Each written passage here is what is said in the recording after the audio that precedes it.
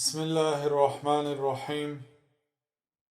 الحمد لله رب العالمين، والصلاة والسلام على أشرف الأنبياء والمرسلين نبينا محمد وعلى آله وصحبه أجمعين. أما بعد، شيخ الإسلام قدس الله روحه ونور ضريحته در عقیده واسطیه یکشند آیت ها را ذکر کردند که الله سبحانه و تعالی در این آیت ها خود را وصف کرده است و در ابتدای عقیده واسطیه گفتند که و من الایمان بالله الایمان بما وصف به نفسه. از جمله ایمان آوردن به الله تعالی این است که ایمان آوردن به آن وصف هایی که الله تعالی خود را وصف کرده است. مادامی که الله تعالی در قرآن خود را وصف کرده است، ما هم وصف میکنیم من غیر تعطیل. آن وصف های الله تعالی کرده را بیکار نمیکنیم. مادامی که الله تعالی خود را با همین وصف کرده است، ما هم اثبات میکنیم، بیکار نمیکنیم. نمیگوییم که الله تعالی این گونه صفت ندارد و تحریف هم نمیکنیم، حرفاش تغییر نمیتیم. به جای استولا نمیگوییم، لام اضافه نمیکنیم و این چنین تشبیه هم نمیکنیم، به صفتهای مخلوق ها مانند نمیکنیم و تکییف هم نمیکنیم. چگونه است این صفت الله سبحانه و تعالی چه خیل باشد نمیگوییم، تکییف نمیکنیم، یعنی کیفه نمیگوییم، چگونه است نمیگوییم، بلکه چه خیلی که الله سبحانه و تعالی خود را وصف کرده این گونه وصف میکنیم. و شیخ الاسلام رحمت الله علیه بعد آیت الرحمن علی العرش استوا را ذکر کردند که در صحبت گذشته کمی به این آیت روشنی انداختیم که الله تعالی در این آیت میگوید که رحمان بر بالای عرش قرار گرفت و تفسیری از صحابه ها و تابعین و امام بخاری رحمت الله علیه و جمهور سلف و همه سلف، بلکه آن تفسیری که آمده است به معناهای استقرار، قرار گرفت، برآمد، عالی شد، به 4 معنا آمده است که این را ابن جریر طبری با سند از صحابه ها و تابعین و علمای سلف نقل کردند و اینچنین ابن کثیر رحمت الله علیه هم. بعض برادرها اهل علم هستند ولی میگن که بدبخت گفته گپ زدین، میگن که بدبخت ها استوا را استقرار تفسیر میکنند. نخواد امام بخاری بدبخت باشد، نخواد حضرت عمر بدبخت باشد، نخواد حضرت عبدالله ابن عباس بدبخت باشد. کلمه استقرار آنها عرب بودند، آنها صحابه بودند، آنها وقتی نزول قرآن شاهد بودند. کلمه استوا را ترجمه کردند، تفسیر کردند. اللهم فقهه فی الدین و علمه التأویل.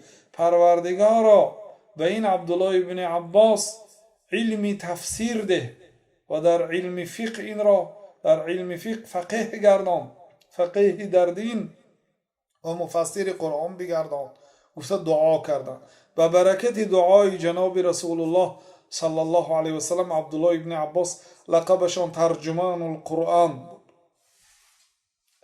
یعنی وقتی که ما به این ترجمه ها طعنه میزنیم، ما باید از الله تعالی ترسیم. وقتی که یک کس بدبخت میگوید، حالا که وی گپی نو نیست برادرها، این سخنهای صحابه های تابعین است. وقتی که ما ترجمه استوا رو نقل میکنیم، سخن صحابه ها، تابعین، علما، از جمله امام بخاری، امامی که متفقون علیه تمام مردم مسلمان حدیثاش قبول میکند، عقیدش هم باید قبول کنیم.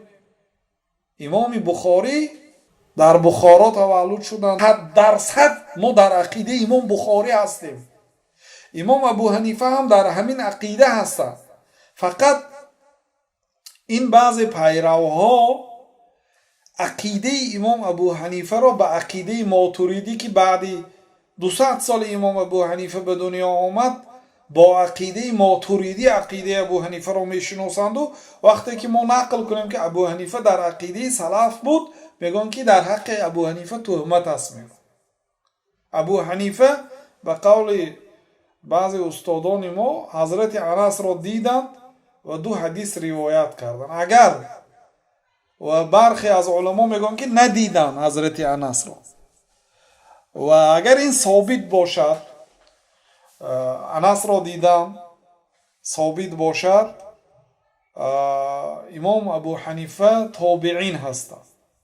در صورت ندیدنشان تبع تابعین هستند و یکی از بزرگان تبع تابعین هستند. اگر تبع تابعین گوییم، اگر تابعین گوییم خردسالترین تابعین هستند. برای آنکه امام ابو حنیفه سال 80 به دنیا آمدن، حضرت انس سال 93 در یک روایت از دنیا گذشتند. یعنی در 13 سالگیشان دریافت کردنشان ممکن است. برای آنکه در سن 5 سالگی انسان از استاد روایت کند روایتش مقبول است. خیلی که محمود ابن ربیع رضی الله عنه گفت که عقلت مجتا من النبی صلی الله علیه و سلم مجتا مجها فی وجهی. من از پیامبر صلی الله علیه و سلم در یاد دارم آن آبی که جناب رسول الله صلی الله علیه و سلم به دهنشان گرفتن و بر رویم پوف کردن و حالا که و انا ابن 5 سنین، حالا که من 5 ساله بودم. این حدیث در بخاری هست. امام بخاری رحمت الله علیه باب متى يصح سماع الصغير گفته در صحیح بخاری. باب در این باره که کی درست است شنیدن خردسال، یعنی کودک نابالغ از چند سالگیش میتونه علم شنود و آینده روایت کند، روایتش مقبول است. یعنی گفتن از سن 5 سالگی است. و امام ابو حنیفه 13 ساله بودن وقتی که حضرت انس گذشته و حضرت انس شما میدونید که در عراق زندگی کردند در آخرهای حیاتشون و امام ابو حنیفه عراقی هستند. 100% امام ابو حنیفه از عراق هستند، از شهر کوفه. در کوفه به دنیا آمدن، در بغداد وفات کردند. تکرار میکنیم که امام ابو حنیفه عرب هستند. اون سخنایی که قیل خودش صیغه تمریز است. این در نزد علمای حدیث این صیغه قبول نیست، صیغه بیماری. قیل گفته شده است، حتی گویندش معلوم نیست. گفته شده است که یکی از باباهاشون از کابل و قیل بابل. بعضی ها گفتیم که نه کابل نه بابل.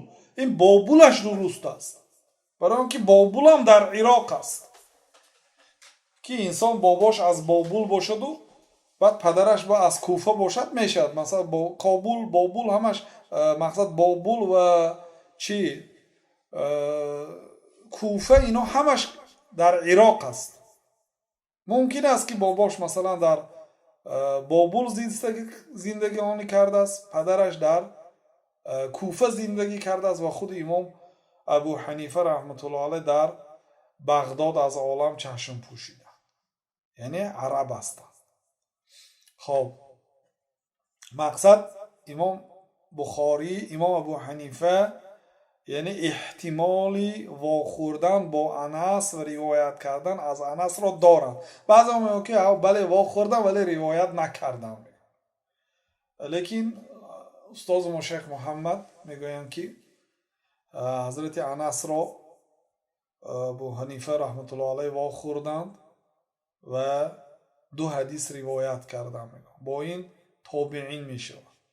و امام ابو حنیفه 100% در اصول در مذهب اهل سنت و الجماعت و در مذهب سلف بودن و در بعضی مسئله های فروع اگرچه مسئله های عقیدوی هست، بعضی علما رحمت الله علیه میگن که این فروع است، میگن در فروع خلاف کردن و لیکن عقیدهشون در مسئله استوا و در دیگر مسئله ها طبق مذهبی سلف هستند و امام بخاری و امام ابو حنیفه هر دوشون در یک عقیده هستند.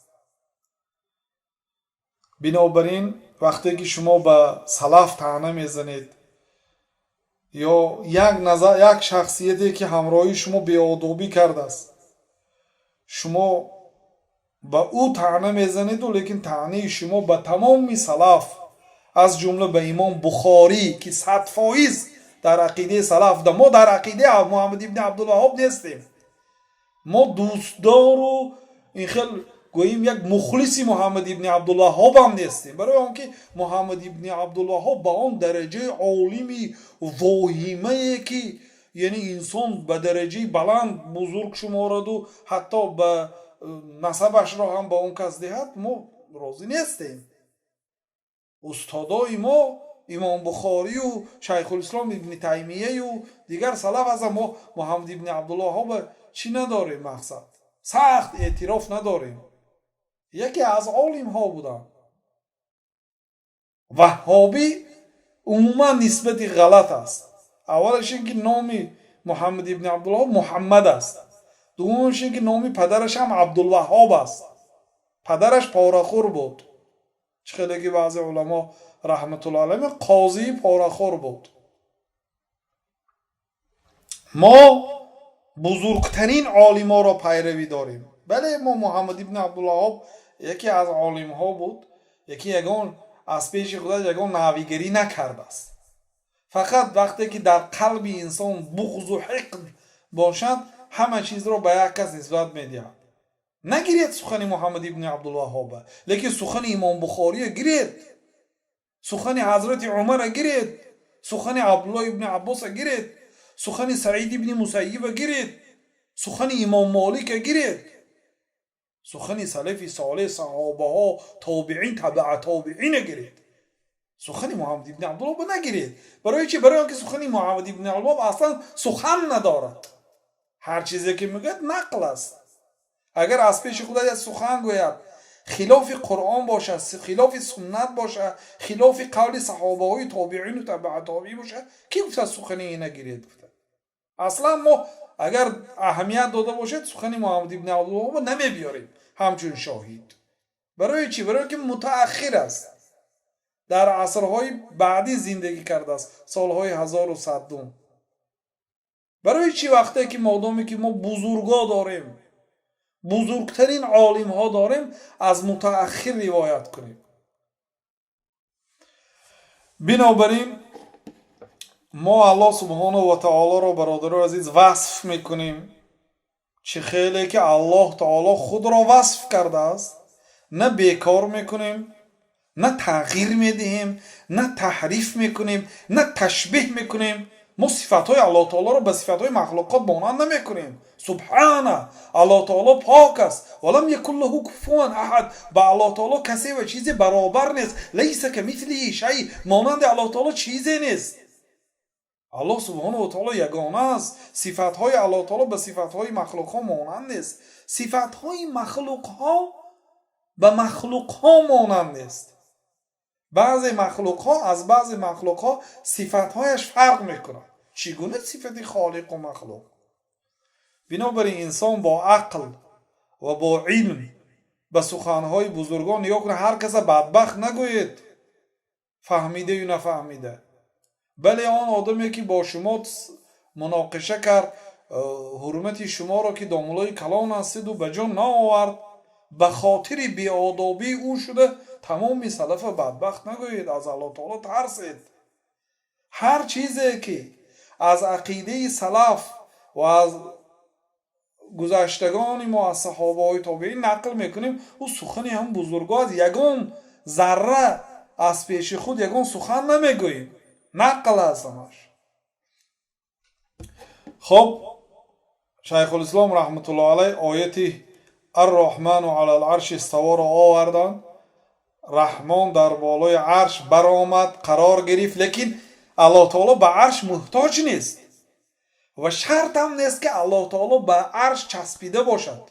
وقتی که ما بر بالای کرسی میشینیم، ما بر بالای کرسی نشستیم و ما حاجت به کرسی داریم، اما الله تعالی رو ما نمیگوییم که یعنی وقتی که الله تعالی بر بالای عرش است گوییم معنی اینه ندارد که الله تعالی در حالی بعضی ها گفتیم که مقصد الله تعالی بزرگ است و عرش الله تعالی رو احاطه نمی کند. ما نگفتیم که عرش الله تعالی رو احاطه می کند. عرش تمام مخلوقات رو احاطه کرده است. عرش دایره شکل است و الله تعالی بیرون از عرش است. بیرون از عرش است. الله تعالی بزرگ است. او رو یگان مخلوقات احاطه کرده نمیتواند. الله سبحانه و تعالی مکان دارد صراحتاً یگان جای خلاف خود کلمه عین الله در صحیح مسلم پیامبر صلی الله علیه و سلام اون جاریه به زبان عربی دخترچه میشد کمپیرک ترجمه کردن یا داملوی کلام و کمپیرک نمیشد جاریه برادر عزیز جاریتون دخترچه یا کنیزک پیامبر صلی الله علیه و سلام به همون جاریه گفتن که عین الله الله تعالی در کجا هست انا همین کلمه عینه خود دلالت میکند که الله تعالی مکان دارد برای آنکه چیزی که با مکان وصف کرده نمیشود کلمه عینه رو استفاده برده نمیشود یا عنده کلمه عنده که این ظرفی مکان است این استفاده برده نمیشود کسی اگر لغت عربی تازه را داند حالی برای فهمیدن قرآن و سنت مردم برای عالم شدن شعرهای زمان جاهلیت را میخوانید شعرهای زمان جاهلیت را حفظ میکنید اون شعرها در زمان جاهلیت نوشته شده است در زمان کفر حال پیامبر صلی الله علیه وسلم نبودند اون شعرها با زبان عربی تازه نوشته شده است برای چی ما اون شعرها را میخوانیم برای آنکه وی زبان عربی تازه هست اگرچه شعری که عبارت از کفر است شعری که عبارت از شعرهای دروغ است ولی با زبان عربی تازه نوشته شده است و الله تعالی این قرآن رو با زبان عربی نازل کرد بلسان عربی مبین ما این قرآن رو به زبان عربی تازه آشکارا نازل کردیم بنابراین اگر یک انسان زبان تازه عربی را داند او نه کافر است اگر از او پرسیم که همین الرحمن و علی العرش استوا چی است کتابها را خوان و ما معنای درست را معنی داد کن انا همان کافری که زبان عربی را میداند و یگان تعصبیت نداشته باشد چه خیلی که سلف صالح ترجمه کردن همین گونه ترجمه میکنند وقتی که الله تعالی بر بالای عرش برآمد گفتیم هیچگاه معنای این را ندارد که الله تعالی به عرش محتاج است هیچگاه استوا را به آن استوایی که مخلوق میفهمد این گونه نفهمید استوای الله تعالی بر عظمت و جلالت خود خاص است لایق به خود هست لیس کمثله شیء استوای الله تعالی با استوای مخلوق ها مانند نیست الله تعالی با از عرش و از مخلوقات هایی که از عرش خردتر است از همه مخلوقات ها بی حاجت است ثم استوى على العرش فی 6 مواضع سپس الله تعالی بر عرش استوا کرد یعنی برآمد در 6 جا حالا بعضی یک گروه با آدم ها هستن که استوا کرد ترجمه میکنن برآمد نمیگوییم ید اللهی دست الله تعالی گفته ترجمه نمیکنیم ید گفته ترجمه میگوییم میگن حالا درباره این ان شاء الله سخن میکنیم و قولی شیخ الاسلام رحمت الله علیه میگه و این چنین قول الله سبحانه و تعالی که الله تعالی خود را در آن وصف میکند یا عیسی انی متوفیک و رافعک الی ای عیسی من تو را خواب کننده هستم و به نزد خودم بردارنده هستم متوفی که به معنای خواب اومده است در اینجا چون که حضرت عیسی علیه السلام حالا زنده هستند الله تعالی حضرت عیسی را زنده به نزد خودش برداشت یا عیسی ای عیسی خطاب به حضرت عیسی است این دلالت میکند که الله تعالی سخن میکنه چون که ای عیسی گفت اینی متوفیک اثبات صفت کلام به الله تعالی من تو را خواب میکنم و رافعک الیه، و تو را به نزد خودم می بردارم. الیه، ایلا جاء محمد الى المسجد، محمد به مسجد آمد. ایلا یعنی مکان، به کجا آمد؟ به مسجد آمد. یا الی البیت، جاء الی البیت، به خانه آمد. به کجا آمد؟ به خانه آمد. رافعک الیه، بردارنده هستم تو را به نزد خودم. الیه به پیشم. و کلمه رافعک در لغت عرب فقط به معنای از پایان به بالا برداشتن را میگویند عرب ها. به راست و چپ و به گرد و دور را نمیگویند که الله تعالی در همه جا هست گوییم. حالا انشاءالله در پایان می آیت هایی که الله تعالی همراهی شما هست، الله تعالی هر کجایی که شما باشه در آنجا هست میگوید، اون آیت ها رو معناهایش را میفهمونیم. در اینجا الله تعالی میگه که عیسی من تو را خواب میکنانم و به سوی خودم میبردارم. بردارنده هستم تو را به سوی خودم. در اینجا دو معنا هست که دلالت به علویت الله تعالی میکنه. الله تعالی به عالی بودنش ذاتاً و قدراً و قهراً، الله تعالی با ذاتش و با قدر و مکانتش. اهل بدعت میگن که الله تعالی بله ذاتی صاحب قدر عالی هست، مکانتش عالی هست، یعنی صاحب قدری بلند است، لیکن ذاتاً در بالا نیست میگن. اما اهل سنت و جماعت میگن که هم ذاتاً، هم قدرن و مکانتن و هم قهرن در بالا هست، عالی هست از مخلوقاتش. و این چونین در آیت دیگر الله تعالی گفت که بر رفعه الله الیه، عیسی را نکشتند، حضرت عیسی را نکشتند. و ما قتلوه و ما صلبوه، نکشتند، چارمیخ هم نکردند. بر رفعه الله الیه، بلکه الله تعالی عیسی را به نزد خودش برداشت. وقتی که کلمه رفعه گفت برداشت او را، این دلالت میکند که الله تعالی در بالا هست. کلمه رفعه در لغت عرب به راست و چپ و پیش و قفای پایان نمی بیاید، یا به دور زناندن در گردی زمین و آسمان نمی بیاید. من تو را به نزد خودم در تمام دنیا دور میزنانم نگفت، به نزد خودم میبردارم. این آیت ها را بیهوده شیخ الاسلام رحمت الله علیه نآوردند. اگر شما به خاطر داشته باشد، به تمام علمای 4 مذهب از مفتی ها و قاضی ها همه وقتی که عقیده واسطیه خوانده شد همه گوش داشتن، گفتن که یه حرف از همین کتاب یاوید که خلافی گفتی صحابه های تابعین و تبع تابعین باشه، من از او سخنم میگردم یگان کس رد آورده نتوانست. به همه آنها 3 سال مهلت دادم که در مدت 3 سال یه حرف یاوید که خلاف سخن صحابه ها تابعین تبع تابعین در همین کتاب من گفته باشم. یعنی ببینید گپی شیخ الاسلام نیست، در اینجا آیت است، فقط اختیار است، فقط فهم است که الله سبحانه و تعالی به ایشان داده است. بر رفعه الله الیه، بلکه الله تعالی حضرت عیسی را به نزد خودش برداشت، نکشتندم، چارمیخم نکردند. آنها دروغ گفتند در این سخنهاشان. و در آیت دیگر الله تعالی گفت که الیه یصعد الکلم الطیب والعمل الصالح یرفعه.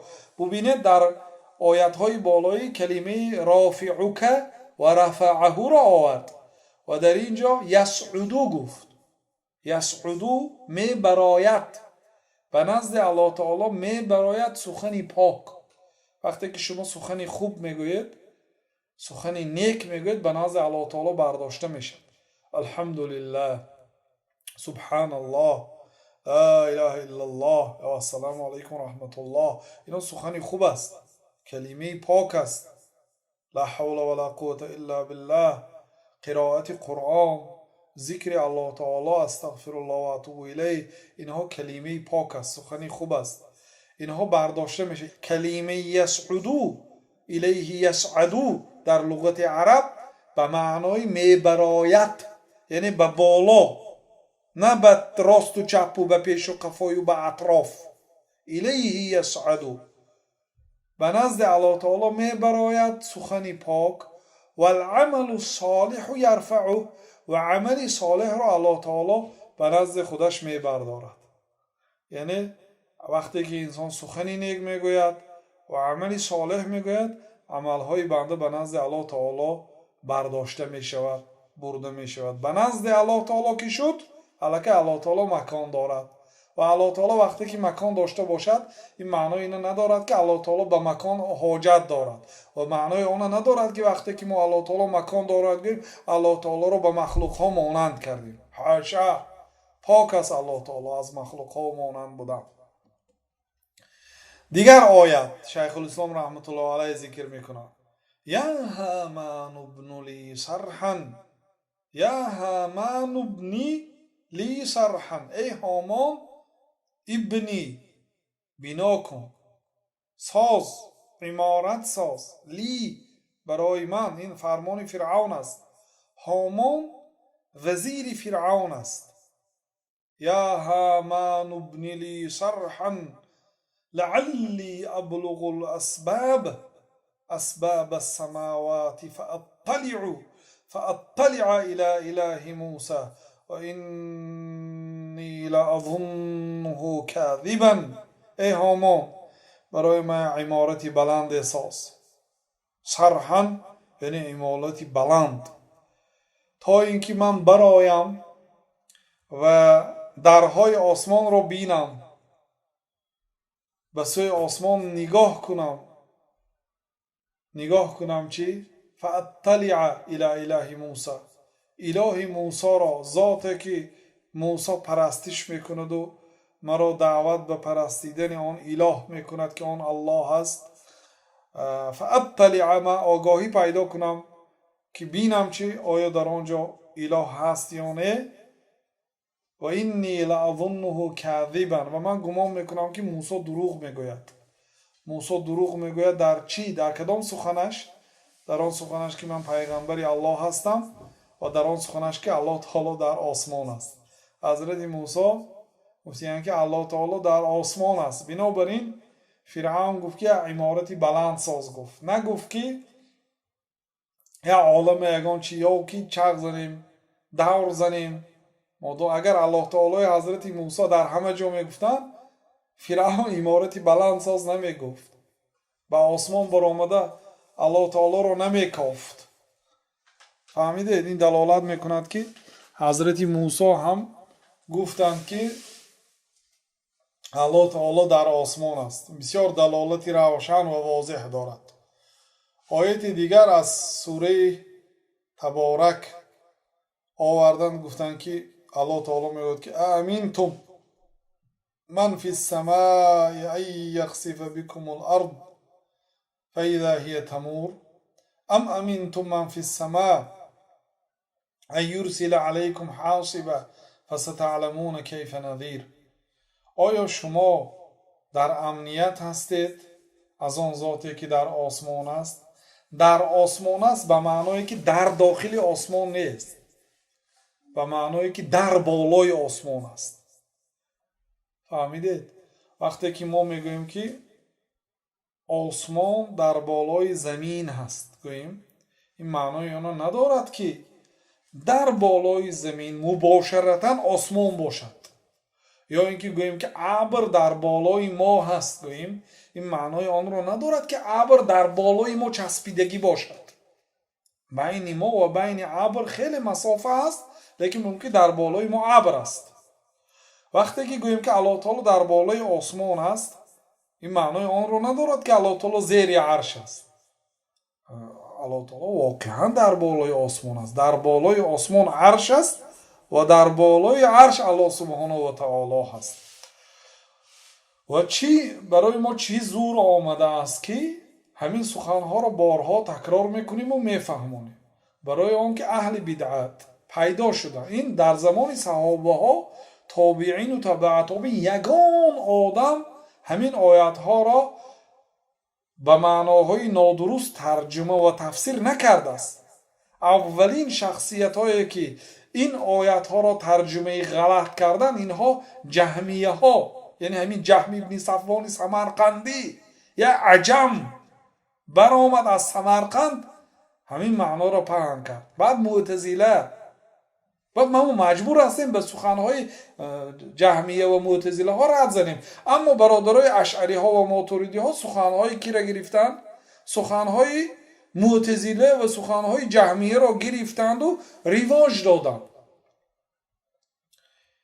وقتی که رد میزنید خفه میشن. آخه برای چی شما سخن معتزله و جهمیه را گرفتید؟ از اینا سابقه ندارند.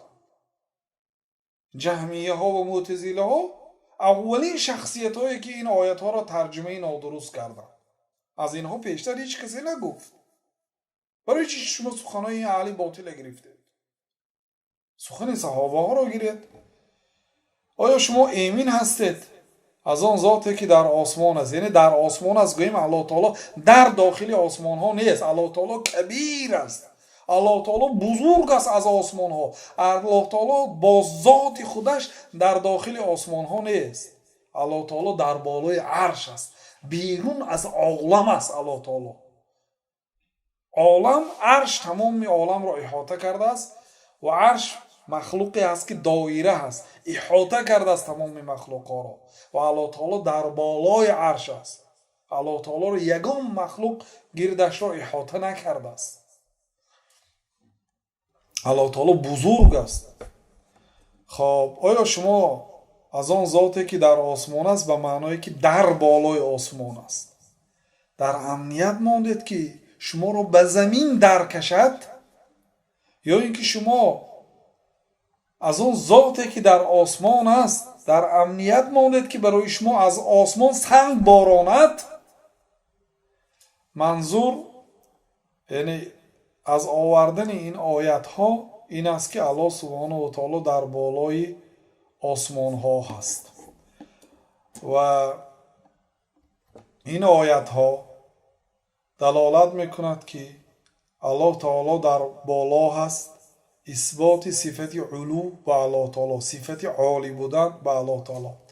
اما شیخ الاسلام رحمت الله علیه در جای دیگر میگن که در مجموع فتاوا اما علو الله بذاته على خلقه فهو محل الخلاف بین اهل السنه والجماعه و بین غیرهم من الفرق. الله تعالی با ذاتش در بالای تمام مخلوق ها بودنش بین اهل سنت و الجماعت و بین اهل بدعت از فرقه ها خلاف است. یعنی اهل سنت و الجماعت اثبات میکنن که الله تعالی با ذاتش بر تمام مخلوقات و موجودات عالی هست. یعنی از الله تعالی چیز بالا نیست. الله تعالی از همه چیز با ذاتش هم بالا هست. اما اهل بدعت این را اثبات نمیکنن. بعد گفتن که فإن المنازع يسلم انه موصوف بعلو المكانه، یعنی فرقه های باطل سلامت میشوند، یعنی تسلیم میشوند در آن که الله تعالی بعلو المکانت با مکانت و منزلت عالی هست، نه با مکان میگن. مکانت یعنی منزلت، مرتبه الله تعالی عالی هست میگن. و علو القهر با قهرش عالی هست. علو المکانه، علو المکانت معناش چی است؟ علو المکانه معنی انه اکمل من العالم، یعنی الله تعالی از تمام عالم کاملتر است، مکملتر است. الله تعالی صفتی عیب و کمبودی ندارد. از همه صفتها پاک از صفتهای پست و بد و صفتهای کمبودی و عالی مرتبه هست. و علو القهر چی؟ یعنی اون اهل بدعت اقرار میکنن که الله تعالی عالی قهر و عالی مرتبه هست، عالی قدر هست، ولی با ذاتش عالی نیست میگن. این دو با این در این دو وصف اهل سنت را موافقت میکنن، یعنی علوی قدر و علوی قهر. قدرش یعنی مکانت مرتبهش عالی هست از عالم و علو القهر مضمونش این که انه قادر علی العالم، قهرش با قهرش عالی است. چی معنی داره؟ یعنی الله تعالی قادر است بر خلقش، یعنی هر کار را در بالای عالم میتواند اجرا کند. الله تعالی قادر هست، یعنی قاهر است، قادر است بر بالای خلقش، عالی هست با قهرش، یعنی با قدرتش و با مکانتش. و اهل سنت و الجماعت میگویم که با ذاتش هم عالی است. در پایان نیست الله تعالی، در همه جا نیست، در بالا هست سبحانه و تعالی. مجموع الفتاوا. خب فرق بین عالی و استوا چیست؟ الله تعالی عالی هست، از بالای خلقش گوییم چیست؟ و فرق از کلمه استوا چیست؟ استوا گوییم هم عالی هست، عالی گوییم هم عالی هست، برای اون که از همه مخلوقی که تمام مخلوقات را احاطه کرده است عرش است. وقتی که الله تعالی از عرش بالا هست عالی هست از تمام مخلوقاتش. لیکن کلمه استوا از علو فرق دارد. شیخ الاسلام رحمت الله علیه گفتن که ان العلو من صفات الذات، علو صفت ذات الله تعالی هست. صفت ذات چی معنا دارد؟ مثلا ذات الله تعالی یکی از صفاتاش الله تعالی زنده هست. این از ذات الله تعالی کنده نشونده است. این صفت یعنی این صفت ذات است. همیشه الله تعالی زنده است، همیشه بیدار است، همیشه شنوا است، همیشه بینا است. این صفتای ذات است. اما استوا باشد من صفات الافعال، صفت الله تعالی است، لیکن صفت فعل است. الله تعالی این کار را اجرا میکند. مثلا شما صفت دارید، صفت ذاتتان، بله عین حال زنده هستید. صفت فعلتان این است که شما قاری هستید، یعنی قاری قرآن هستید، قرائت قرآن میکنید بعد بامداد و بعد عصر. یعنی این صفت فعلی شما هست. صفت ذاتیتان رنگتان، قدتان، قامتتان، مثلا ملتتان، مویتان، صفت ذاتیتان هست مثلا. لیکن صفت فعلیتان، فعلتان این است که بعد عصر ذکری بیگاهی میکنید. مثلا فعلی شما این است که بعد اینکه نماز خفتن را خواندید طهارت میکنید، باز با چندین رکعت نماز میخونید، فرض کردیم یک پاره یا دو پاره قرآن قرائت میکنید، بعد خواب میکنید. این فعل شما هست. این فعل را ممکن است که شما ترک هم کنید، لیکن صفت ذاتیتان همیشه همراه خودتان است. فرق تا اینکه شما صفت ذات را از صفت فعل فرق کنید. خلاصه صفت علوم این صفت ذاتی الله تعالی است، اما صفت استوا صفت فعلی الله تعالی است. بنابراین الله تعالی که ثم استوى، سپس الله تعالی بر بالای عرش استوا کرد، یعنی برآمد گفت. خب فعلو الله علی خلقه وصف لازم لذاته، عالی بودن الله تعالی با ذاتش این وصف لازمی به ذاتش است. ولی استواء فعل من افعاله سبحانه یفعله، اما استوا این فعل از فعلهای الله تعالی هست. الله تعالی فعال لما یرید، اجرا کننده هر کاری که خواست، هر کاری خواهد الله تعالی اجرا میکند. استوا یکی از فعلهای الله تعالی است که اجرا میکند سبحانه و تعالی بمشیئته و قدرته، با خواهشش و با قدرتش. اذا شاء، اگر خواهد این کارو میکند. چه خیلی که الله تعالی که ثم استوى، سپس بر بالای عرش برآمد و کان ذلك بعد خلق السماوات والارض، این بعد خلق آسمان ها و زمین ها بود که ما در این باره در صحبت گذشته معناهای علما را گفته بودیم که چگونه ترجمه میشد. ان العلو من صفات الثابته بالعقل والنقل، یکی از فرق های صفت علو و صفت استوا این است که صفت علو با عقل و با نقل ثابت شده است. عقلا اثبات کردند و نقلا هم اثبات کردند که الله تعالی با ذاتش در عالی است، در مکان عالی است. اما الاستواء ثابت بالنقل لا بالعقل، اما صفت استوا فقط با نقل، یعنی با آیت و با حدیث اثبات کرده میشه، با نقل فقط، نه با عقل. صفت استوا با نقل ثابت شده است. میخواستم درباره تفویض سخن کنیم ولی وقت شام خیلی کم مانده است، مجبوریم صحبت به آخر رسانیم. تفویض یک جمله اشاره میکنم سپس انشاءالله امید میکنیم که به خاطر ما میآید هفته آینده اول درباره تفویض گپ میزنیم. تفویض فوض یفوض تفویضا سپاریدن. بعضی آدم ها فکر میکنند که عقیده سلف تفویض گفته. تفویض یعنی معنوش به الله تعالی سپاریدن، یعنی معنای تفویض الرحمن علی العرش استوا گوییم الله اعلم بمعناه گفته گپ الله تعالی معنوش میداند. بعضی ها فکر میکنند که مذهب تفویض مذهب سلف بود، یعنی آنها تفویض میکردند، یعنی میگفتند که معنای الرحمن علی العرش استوا را الله تعالی میداند، ما تعویل نمیکنیم، ما تعویل نکند اشعری ها تعویل میکند، ماتوریدی ها تعویل میکند، اهل تفویض تعویل نمیکند، میگن که ما معناش نمیدانیم، معناش به الله تعالی میسپاریم. میگوید فکر میکنند که مذهب سلف است. این مذهب سلف نیست. امام احمد رحمت الله علیه میگن که در حق مفوضه، یعنی اونهایی که تفویض میکنند انهم شر من الجهمیه، مفوضه ها از جهمیه ها بدتر هستند.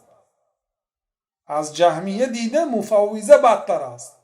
آنهایی که میگوید که دست الله تعالی چی است؟ الله اعلم بمعناه، الله تعالی معناش میداند. معنای استوا چی است؟ الله تعالی میداند، ما نمیدونیم، ما نمیدانسته باشیم، فقط الله تعالی میدونسته باشه. الله تعالی برای چی به ما نازل کردینه؟ نازل کرد و گفت که شما این معناش نفهمید گفت. حالا درباره همین تفویض ان شاء الله صحبت آینده به تفصیل بیان میکنیم که تفویض این بدعت است، این مذهب سلف نیست. مذهب سلف اثبات صفت الله تعالی چه خیلی که به الله تعالی مناسب است و مخلوق ها به صفات های مخلوق ها مانند نیست. ما صفات های الله تعالی رو وصف میکنیم چه خیلی که الله تعالی وصف کرد، چه خیلی که پیامبر صلی الله علیه و سلم وصف کرد، تغییر نمیدیم، تحریف نمیکنیم، تغییر نمیدیم، تکییف نمیکنیم. چگونه چه خیلی باشد به صفات های ما مانند است یا نیست که تغییر نمیدیم، مانند هم نمیکنیم، بلکه به الله تعالی چه خیلی که الله تعالی خود اثبات کرده میگونه اثبات میکنیم، از پیش خود یگان صفت را به الله تعالی نسبت نمیدهیم. والله اعلم و صلی الله و سلم علی نبینا محمد و علی آله و صحبه اجمعین.